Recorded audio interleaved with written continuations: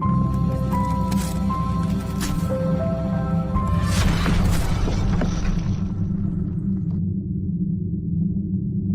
Friends, welcome back to my YouTube channel. साथियों, आज इस वीडियो के माध्यम से हम आप लेकर आए हैं 15 जुलाई 2022 के करंट अफेयर क्वेश्चन को। तो आइए करते हैं क्वेश्चन को प्रारंभ। तो क्वेश्चन नंबर 1 है साथियों, एक mini Ratna company RailTel corporation of India limited के नए अध्यक्ष और प्रबंध निदेशक कौन बने हैं? तो यह बने हैं साथियों संजय कुमार जी। आपका यहाँ पर सही विकल्प है बी और सही आंसर है संजय कुमार। तो यही है जो इमेज में आप देख रहे हैं, ये संजय कुमार हैं, यही जो है सीएमडी बने हैं। आइए इस क्वेश्चन के जो भी इंपॉर्टेंट पॉइंट बनते हैं साथियों उनको देखते हैं। तो इनके इंपॉर्टेंट पॉइंट है, Sanjay Kumar RailTel corporation of India limited के नए अध्यक्ष और प्रबंध निदेशक बने हैं। इन्होंने पुनीत चावला का स्थान लिया है। रेलटेक क्या है? तो रेलटेक जो है कॉर्पोरेशन ऑफ इंडिया लिमिटेड भारतीय रेल मंत्रालय के स्वामित्व में है। स्थापना इसकी जो है सितंबर 2000 में हुई थी और मुख्यालय है गुरुग्राम, हरियाणा। पिछले टॉप 5 राष्ट्रीय नियुक्ति का अगर रिवीजन करें तो हिंदुस्तान पेट्रोलियम कॉर्पोरेशन लिमिटेड के नए अध्यक्ष और प्रबंध निदेशक पुष्प कुमार जोशी जी बने हैं। और सेकंड है केंद्रीय माध्यमिक शिक्षा बोर्ड की नई अध्यक्ष जो है वो निधि छिब्बर बनी है। और तीसरा है त्रिपुरा के नए मुख्यमंत्री माणिक साहा जी बने हैं। और विमानन कंपनी एयर इंडिया के नए एमडी और सीईओ बने हैं कैंपबेल विल्सन। भारत के नए प्रधान वैज्ञानिक सलाहकार अजय कुमार सूद बने हैं। और आपका क्वेश्चन नंबर 2 है साथियों, राष्ट्रमंडल खेल 2022 कहाँ आयोजित किए जाएंगे? तो यह आयोजन किया जाएगा साथियों बर्मिंघम में, जो कि इंग्लैंड का है। और आपका सही विकल्प होगा ए। तो सही आंसर है आपका बर्मिंघम। इस क्वेश्चन के जो भी इंपॉर्टेंट पॉइंट बनते हैं साथियों उन्हें आइए देख लेते हैं। तो इंपॉर्टेंट पॉइंट है साथियों यहाँ पर, राष्ट्रमंडल खेल 2022 इंग्लैंड के बर्मिंघम में आयोजित किए जाएंगे। इंग्लैंड के बर्मिंघम में होने वाले इस प्रतियोगिता में भारत के 215 खिलाड़ी शामिल होंगे। राष्ट्रमंडल खेल एक मल्टी स्पोर्ट्स इवेंट है जिसका आयोजन प्रत्येक 4 साल बाद किया जाता है। संस्करण इसका 22वां है और शुभंकर है पेरी द बुल। आप जो है यहाँ पर शुभंकर को जरूर याद रखिए। तो इसका जो शुभंकर है वो है पेरी द बुल और संस्करण कौन सा है? 22वां। आइए चलते हैं नेक्स्ट क्वेश्चन की तरफ। नेक्स्ट क्वेश्चन है क्वेश्चन नंबर 3। भारत के औषधि महानियंत्रक ने सर्वाइकल कैंसर के खिलाफ QHPV नामक भारत की पहली स्वदेशी वैक्सीन को मंजूरी दी है। इस वैक्सीन को किस संस्थान ने विकसित किया है? तो यह सीरम इंस्टीट्यूट ऑफ इंडिया जो कि पुणे में है। आपका यहाँ पर सही विकल्प बी होगा। आइए इंपॉर्टेंट पॉइंट को देख लेते हैं साथियों। QHPV का अगर फुल फॉर्म देखें, quadrivalent human papilloma virus vaccine. Second है सर्वाइकल कैंसर के खिलाफ भारत की पहली स्वदेशी quadrivalent human papilloma virus vaccine को पुणे में स्थित सीरम इंस्टीट्यूट ऑफ इंडिया ने विकसित किया है। इस वैक्सीन की मदद से अब सर्वाइकल कैंसर का इलाज सस्ता और आसान हो जाएगा। पिछले टॉप 5 भारत का पहला से जुड़े प्रश्नों का अगर रिवीजन करें तो नंबर 1 है, भारत के औषधि महानियंत्रक ने आपातकालीन उपयोग के लिए भारत की पहली स्वदेशी mRNA कोविड-19 वैक्सीन को मंजूरी दी है। इस वैक्सीन का क्या नाम है? जिमोकोवैक्स-19 इसका नाम है। आइए नेक्स्ट पॉइंट की तरफ चलते हैं। कर्नाटक के चित्रदुर्ग से भारत के पहले बिना पायलट से उड़ने वाले लड़ाकू विमान का किस संस्थान ने सफल परीक्षण किया है? तो DRDO ने। सर एम वैश्वरैया नाम से भारत का पहला केंद्रीकृत वातानुकूलित रेल टर्मिनल कहाँ बनाया गया है? तो बेंगलुरु में बनाया गया है। चौथा है, भारत का पहला वायुसेना विरासत केंद्र कहाँ बनाया जाएगा? तो चंडीगढ़ में। भारत का पहला और एशिया का सबसे बड़ा तरल दर्पण दूरबीन कहाँ स्थापित किया गया है? तो उत्तराखंड में स्थापित किया गया है। क्वेश्चन नंबर 4 है आपके सामने, विश्व पेपर दिवस 2022 कब मनाया गया? यह मनाया गया है साथियों 12 जुलाई को। और आपका सही विकल्प है सी, सही आंसर है 12 जुलाई। तो 12 जुलाई को विश्व पेपर बैग दिवस 2022 मनाया गया है। आइए इंपॉर्टेंट पॉइंट को देखते हैं साथियों। तो इंपॉर्टेंट पॉइंट है यहाँ पर, हर साल 12 जुलाई को विश्व पेपर बैग दिवस के रूप में मनाया जाता है। यह दिवस लोगों को प्लास्टिक बैग की बजाय पेपर बैग इस्तेमाल करने के लिए जागरूक करता है। इसकी थीम है if you are fantastic do something dramatic to cut the plastic use paper bag. Question number 5 है, केंद्र सरकार की नई राष्ट्रीय शिक्षा नीति 2020 को प्राथमिक स्तर पर लागू करने वाला भारत का पहला राज्य कौन सा बन गया है? तो पहला राज्य बना है साथियों उत्तराखंड, और आपका सही विकल्प है डी। आइए इस क्वेश्चन के इंपॉर्टेंट पॉइंट को देख लेते हैं साथियों। तो उत्तराखंड राज्य के मुख्यमंत्री पुष्कर सिंह धामी ने राष्ट्रीय शिक्षा नीति 2020 को 2030 तक पूरी तरह लागू करने का लक्ष्य रखा गया है। नई राष्ट्रीय शिक्षा नीति भारतीय सनातन ज्ञान और विचार की समृद्ध परंपरा के आलोक में तैयार की गई है, जो हर व्यक्ति में निहित रचनात्मक क्षमताओं के विकास पर विशेष जोर देती है। इसके साथ ही उत्तराखंड के मुख्यमंत्री पुष्कर सिंह धामी ने बाल वाटिका यानी कि प्राइमरी से पहले की कक्षा का भी उद्घाटन किया है। उत्तराखंड का यहाँ पे जिक्र हुआ है, तो आइए उत्तराखंड के बारे में जान लेते हैं साथियों। उत्तराखंड की स्थापना 9 नवंबर 2000 में हुई थी और उत्तराखंड की राजधानी है देहरादून, गैरसैंण के नाम से भी जाना जाता है। उत्तराखंड के मुख्यमंत्री पुष्कर सिंह धामी और उत्तराखंड के गवर्नर हैं गुरमीत सिंह। उत्तराखंड के मुख्य न्यायाधीश हैं विपिन सांघी। उत्तराखंड के 2 पड़ोसी राज्य हिमाचल प्रदेश और उत्तर प्रदेश है, जो कि हरियाणा का है, हरियाणा डिस्ट्रिक्ट। उत्तराखंड के 2 पड़ोसी देश हैं तिब्बत और नेपाल, और उत्तराखंड की लोकसभा सीट 5 है, राज्यसभा सीट 3 है और विधानसभा सीटों की संख्या 71 है। उत्तराखंड की प्रमुख झीलें हैं नैनीताल झील, डोडीताल झील, भीमताल झील, सातताल झील, राकसात झील और सत्ता झील और नौकुचियाल झील, गौरीकुंड झील, नंदीकुंड झील और सुरपाताल झील। उत्तराखंड के जिम कॉर्बेट पार्क निम्न है। नया नाम रामगंगा राष्ट्रीय उद्यान और हेली नेशनल पार्क है। भारत का सबसे पुराना राष्ट्रीय उद्यान है, जिसकी स्थापना 1936 में हुई थी। यह भी उत्तराखंड में स्थित है। नंदा देवी राष्ट्रीय उद्यान, गंगोत्री राष्ट्रीय उद्यान, फूलों की घाटी राष्ट्रीय उद्यान, राजाजी राष्ट्रीय उद्यान, गोविंद पशु विहार राष्ट्रीय उद्यान, यह सभी उत्तराखंड के प्रमुख नेशनल पार्क है। भारत का सबसे ऊंचा बांध टिहरी बांध है, जो कि भागीरथ नदी पर स्थित है। यह भी उत्तराखंड में स्थित है। तो टिहरी बांध जो है उत्तराखंड में है। उत्तराखंड में स्थित गंगोत्री, यहाँ से गंगा नदी निकलती है, और यमुनोत्री, यहाँ से यमुना नदी निकलती है। नंदा देवी पर्वत, यह भी उत्तराखंड में स्थित है। चिपको आंदोलन, जो कि पेड़ों को काटने से बचाने के लिए किया गया आंदोलन था, यह भी उत्तराखंड राज्य में हुआ था। क्वेश्चन नंबर 6 है, गिजोन शतरंज मास्टर्स 2022 का खिताब किसने जीता है? यह खिताब जीता है साथियों डी गुकेश ने, जो कि आपका विकल्प बी में है। तो डी गुकेश इसका सही आंसर है, सही विकल्प है बी। इस क्वेश्चन के इंपॉर्टेंट पॉइंट को आइए देख लेते हैं साथियों। भारत के डी गुकेश ने शतरंज प्रतियोगिता में सर्वाधिक 8 अंक हासिल करके गिजोन शतरंज मास्टर्स 2022 का खिताब जीत लिया है, जबकि ब्राजील के अलेक्जेंडर शेयर 6.5 अंकों के साथ इस प्रतियोगिता से दूसरे स्थान पर रहे। पिछले टॉप 5 शतरंज से जुड़े प्रश्नों का अगर रिवीजन करें तो नंबर 1, भारत के 74वें शतरंज ग्रैंड मास्टर कौन बने हैं? तो राहुल श्रीवास्तव जी बने हैं। और दूसरा है, नॉर्वे शतरंज ओपन टूर्नामेंट 2022 का खिताब किसने जीता है? आर प्रज्ञानंद ने जीता है।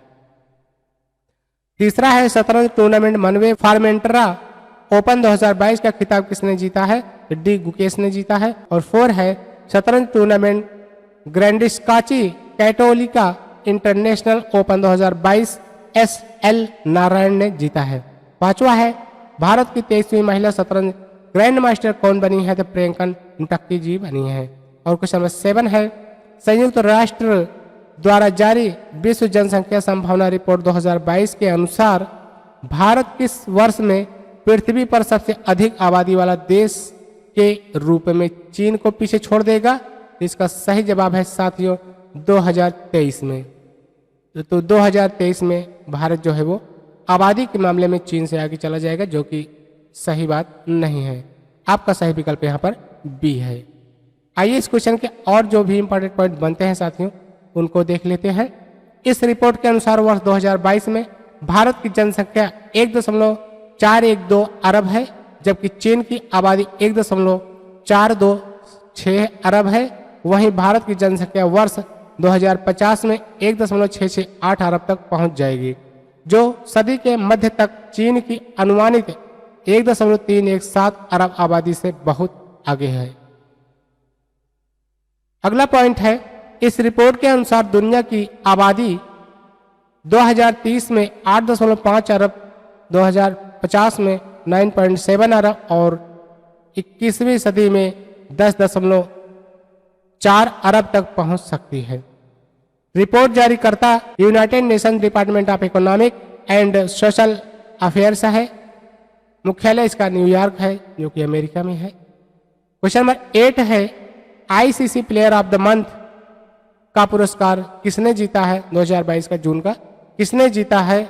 यह पुरस्कार जीता है साथियों जानी बेयरस्टो, जो कि इंग्लैंड में है, और मैरिजान कैप, जो कि दक्षिणी अफ्रीका से है। आपका सही विकल्प यहाँ पर ए होगा। आइए इस क्वेश्चन के इंपॉर्टेंट पॉइंट को देख लेते हैं। आईसीसी ने पुरुष वर्ग में इंग्लैंड के बल्लेबाज जानी बेयरस्टो को जून 2022 के लिए आईसीसी पुरुष प्लेयर्स ऑफ द मंथ चुना है, जबकि महिला वर्ग में दक्षिण अफ्रीका बल्लेबाज मैरिजान कैप को जून 2022 के लिए आईसीसी महिला प्लेयर्स ऑफ द मंथ चुना है। पिछले top 5 ICC player of the month का रिवीजन अगर यहां करें तो नंबर 1 है ICC player of the month May 2022 पुरुष एंजेलो मैथ्यूज, जो कि श्रीलंका, और तुबा हसन, जो कि पाकिस्तान से है, को चुना गया। दूसरा है ICC player of the month अप्रैल 2022 पुरुष केशव महाराज, दक्षिण अफ्रीका से है, और महिला में एलिसा हिली, जो कि ऑस्ट्रेलिया से है। थर्ड है ICC player of the month March 2022 पुरुष वर्ग में बाबर आजम, जो कि पाकिस्तान से है, और महिला वर्ग में राचल हेंस, जो कि ऑस्ट्रेलिया से है। Question number 4 ICC player of the month February 2022 पुरुष में श्रेयस अय्यर, जो कि भारत से है, और महिला अमेलिया केयर, जो कि न्यूजीलैंड से है। पांचवा पॉइंट है ICC player of the month January 2022 पुरुष वर्ग में कीगन पीटरसन, जो कि दक्षिण अफ्रीका से है, और महिला वर्ग में हीथर नाइट, इंग्लैंड से है। क्वेश्चन नंबर 9 है भारत अंतर्राष्ट्रीय आपराधिक पुलिस संगठन के बाल यौन शोषण डेटाबेस में शामिल होने वाला दुनिया का कौन सा देश बना है? तो यह देश बन गया है साथियों 68वां, यानी कि विकल्प आपका डी सही होगा और सही आंसर है 68वां। आइए इस क्वेश्चन के इंपॉर्टेंट पॉइंट को देख लेते हैं साथियों। भारत इंटरपोल के बाल यौन शोषण डेटाबेस में शामिल होने वाला दुनिया का 68वां देश बन गया है। इससे भारत में बाल यौन शोषण के खिलाफ कार्रवाई करने में मदद मिलेगी। इंटरपोल अब भारत को ऑडियो विजुअल डाटा का उपयोग करके पीड़ितों, दुर्व्यवहार करने वालों और अपराध स्थल के बीच संबंधों की जांच की अनुमति देगा। अंतर्राष्ट्रीय अपराध पुलिस संगठन इंटरपोल स्थापना इसकी 7 सितंबर 1923 में हुई थी और मुख्यालय है लियोन, जो कि फ्रांस में है। अध्यक्ष है अहमद नासर अली रईस और महासचिव है जर्गन स्टाक और सदस्य देश है 68, जिसमें भारत भी शामिल है। क्वेश्चन नंबर 10 है भारतीय विमानपत्तन प्राधिकरण द्वारा किस हवाई अड्डे को भारत के पहले कार्बन न्यूट्रल वाले हवाई अड्डे के रूप में विकसित किया जा रहा है? तो इसका सही जवाब है साथियों कुशोक बकुल्ला रिपोंचे हवाई अड्डा, जो कि लेह लद्दाख में है। आपका सही विकल्प यहाँ पर ए है। सही आंसर है कुशोक वकुला रिपोंचे हवाई अड्डा। आइए इसके इंपॉर्टेंट पॉइंट को देख लेते हैं साथियों। भारतीय विमानपत्तन प्राधिकरण द्वारा लेह हवाई अड्डे को कार्बन न्यूट्रल हवाई अड्डे के रूप में विकसित किया जा रहा है।